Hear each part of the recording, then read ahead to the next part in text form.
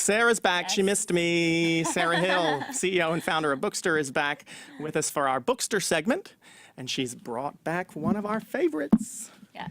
Deepak Chopra. No, I come bearing gifts. Yes, is back with us. So glad you're here. Yeah. This is your third time. You're going to take my seat eventually. No.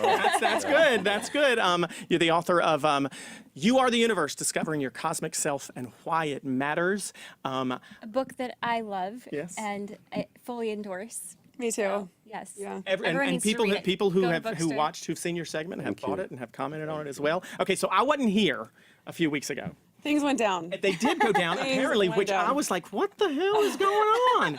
So I haven't seen the whole thing, but I got filled in on it. I'm gonna, if it's okay with you, I haven't seen it. And for those who haven't seen it, we're gonna roll a little bit of what happened a few weeks ago for the Bookster segment, if Perfect, that's okay. yeah. Neil deGrasse Tyson was here. Let's take a look.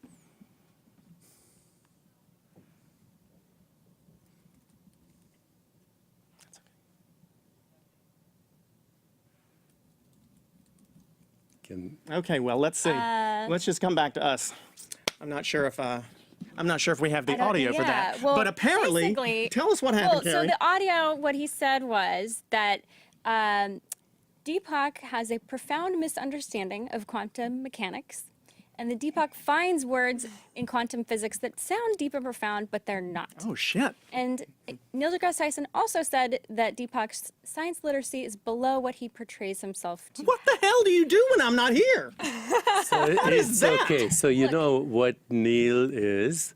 And I should say, we did give Neil a chance to respond and come on the set, and we'd love to have him come back at any point. I am a big fan of Neil. What is he going to respond to? You don't let the man talk. Sorry. So, by the way, I hope, Neil, you're watching this, and if you're not, I'm going to send you a link. This is all. I just get some popcorn, folks. Yeah. Okay, what's going on? Neil is what is called a naive realist, What's that? which means that he believes that our perceptions of the world are what the world is really like. But our perceptions of the world are a human experience and human consciousness. So you can't have a knowing of the cosmos. You can't even do quantum physics unless you're a conscious being. All reality is structured, governed, constructed, and comes into existence in our consciousness, including that which we call the universe. So consciousness and cosmos go together. Never mind quantum physics or science.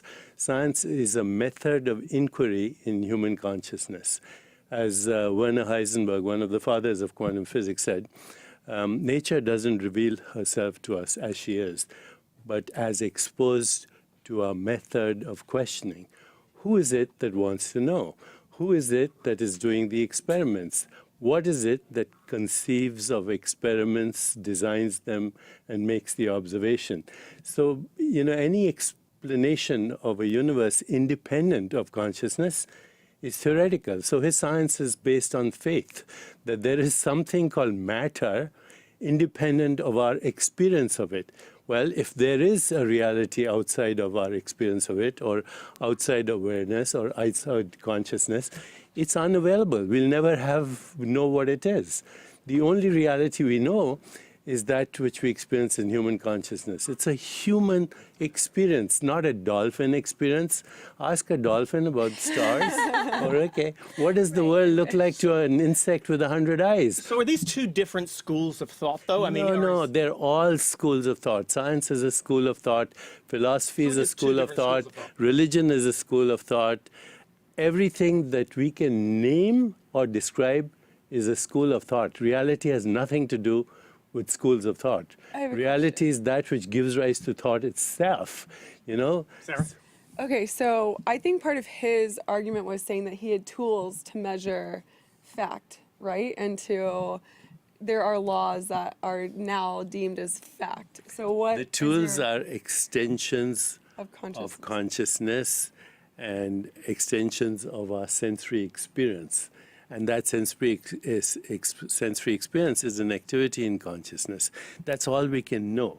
So when I ask you, what is this?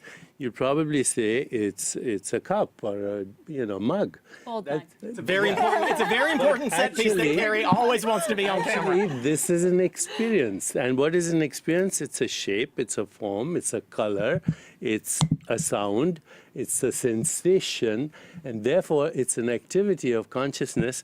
The human construct is it's a mug. So anything that you can name or describe, is a human construct for a mode of knowing and experience in that which we call Sure. consciousness. And what I think Neil said when he was here was that just because I don't know everything about the universe, so we know that only 4.6 of the percentage of the universe is known and that we're able to measure. So much of it is dark matter. The vast majority of it, we actually don't even know how to measure or we don't know how to describe it. But what he did say was that even if I don't know all the details, I at least know the bounds of it, is what he was saying. So because I know So the who bounds is of it, the I that knows what it knows and knows what it doesn't know? What is that I? If you say that I is this body-mind and the universe is separate from me, then you're already starting with the wrong premise. This body-mind is as much an activity of the universe that I'm observing. The I that experiences body-mind and the universe as a unified activity is consciousness. Well, There's and I no think- consciousness and cosmos that are separate. Consciousness and cosmos are complementarities. And many scientists will say that. He's a naive realist, he's a naive skeptic. He needs to be a radical skeptic. Question the existence of matter itself, because what we call matter is the interpretation of this experience. Where is that experience happening? Okay, listen. Is this the thing that's been going on? I mean, is this thing between the two of you something that's happened before, or is Actually, it it has been going on for 35 years. between the two of you? No, between Oh. me and the self-proclaimed militant atheists. Okay, but like you had a- Richard Dawkins, that's been going on many, before that's Jesus, been going on so- for a long time. Right. And what they started off by calling me a charlatan 35 years ago. I was on the cover of Skeptic magazine. Now the got a cover out of it. skeptics, now the skeptics are on the defense because what we call matter turns out to be immaterial. The source of the universe is immaterial. Okay, but let me ask this though, because I admittedly don't understand it. I'm not going to be a quantum physicist or any of that at any point. But when you were, yeah, right. when you wrote your book, you did it with a PhD in physics. It was a Professor. sorry, but with a PhD. Why In physics and What's the cosmology. value of having someone who thinks, I'm assuming, somewhat more like Neil deGrasse Tyson does, to do the book with you if you don't necessarily have the same? No. Neil deGrasse Tyson serves a purpose, and that is creating a construct that is useful for doing technology, for creating instruments. But the empirical universe, that which we call the factual universe, is not even 4%. It's 0.01% of what exists out there, because the rest is invisible. Even the rest of the atomic universe is invisible interstellar dust. And the atomic universe, notwithstanding what Neil might say, subatomic particles are also waves of probability. Particles have mass and energy. Probabilities exist in mathematical imagination. So the universe that they describe is a useful model, but no model is reality. You know, Rumi, the great Sufi poet, says God's language is silence. Everything else is poor translation. And that includes science.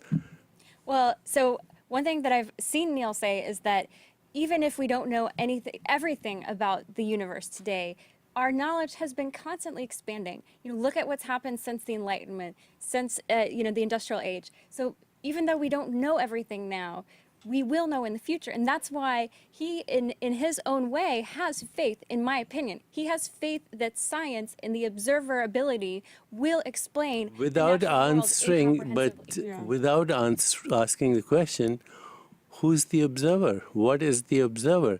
The more we have knowledge of the universe as an external observer, independent reality, which is based on faith, okay, the more knowledge we have that, the more we lose sight of that which wants to know. But didn't Okay, Neil so say- that kind of knowledge is actually ignorance of the true self. which is where all reality is constructed, conceived, governed, and comes into existence. But he also said that we are stardust. He's the one who like convinced people everywhere that we are made out of stardust. Yeah, Star particles, we are right? stardust So beings saying with the same thing. self-awareness. We are he the also universe. said that the universe spoke to him. Yeah. When he was a boy, which I was like, thing. you sound like We are stardust. We are stardust with self-awareness. We are actually, this brain is the observation deck for the universe to look at itself yeah. through a human experience, not through the experience of a mosquito or an insect with 100 eyes or a bat that knows the world through the echo of ultrasound. There's no such thing as a universe. That's a human construct for a species-specific mode of knowing and experience. So now, listen, I may be a realist, or maybe I may be completely Skeptic. confused. A skeptic, I don't know. but even you admitted and said that there is a value to what to the thought. There's a world of thought. practical value. I took Then how does it? So what makes it? How's it wrong? because it pretends to know, or states anyway, some people, like naive people like Neil and many others, it says that my methodology has answers to the meaning of existence, what love is, how do I know what I know, what is the meaning of death, is there a God, are we just an accident? None of these questions can be answered by the methodology that we call science. It's a method of inquiry in human consciousness.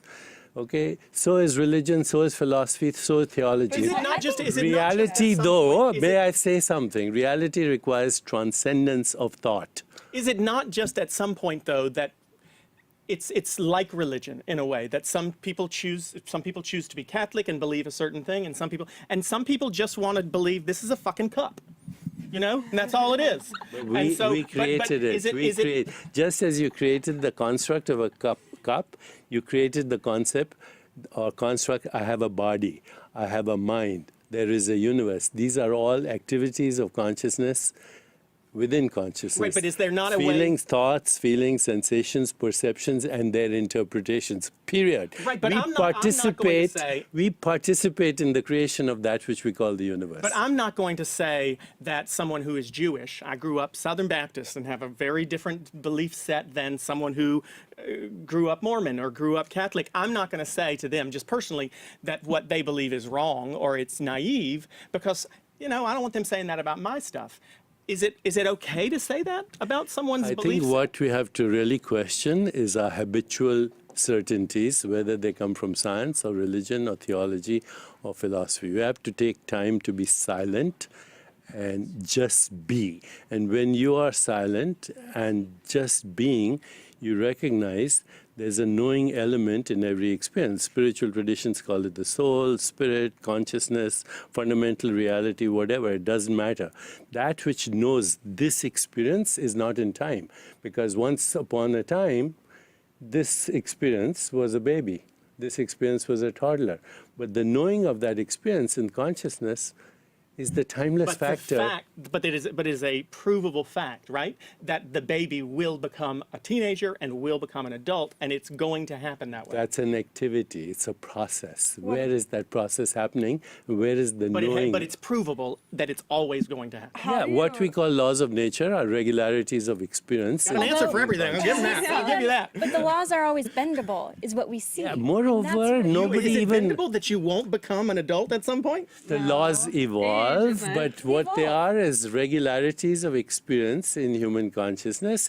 But nobody even knows why there are laws. I've asked cosmologists and quantum physicists, so yeah, there are laws. Why do they exist? Well, and also evolution, to see what was an adult, like the evolution of the Homo sapien. Like this has been a millions years Sweet process. mercy. I tell you what I've learned on this show is that we all have to come together, and sometimes I just have to be here and disagree with everyone else who's here. And so I'm going to have to do that I today. think we have to lose our arrogance, our hubris. We have to exchange our cleverness for bewilderment. This is an amazing I can experience promise that you, you're having. we got to go, but I can That we promise you, exist. I am bewildered. That, if we exist, should be a perpetual surprise. You come back and keep on trying to convince Oh, I me, love and we'll it. get I Neil still have more deGrasse Tyson. questions. We're gonna have to go, so make it real quick. Sorry. I still have more Sorry, I questions. talked so much, No, but it's fine. I want to send this to Neil. Deepak, we'll I send have it. one more question for you. Jesus in heaven. One more question. We got to go. Because it's Thanksgiving. Deepak, what are you thankful for? I'm thankful for existence. I'm thankful that we are having this conversation. I'm thankful that I have grandchildren, that I'm thankful that I can experience love, compassion, joy, equanimity, and this adventure that we call existence. Well, It's the biggest we're mystery thankful- that we exist. We're thankful you join us and come back. thankful You'll for be you. you're one of our most frequent guests. We'll get Neil deGrasse Tyson. Maybe we'll get you both on at the same time. Please That'll be do. a hell of a bookster segment. Sarah Hill, thank you very much for being with us. Deepak Chopra.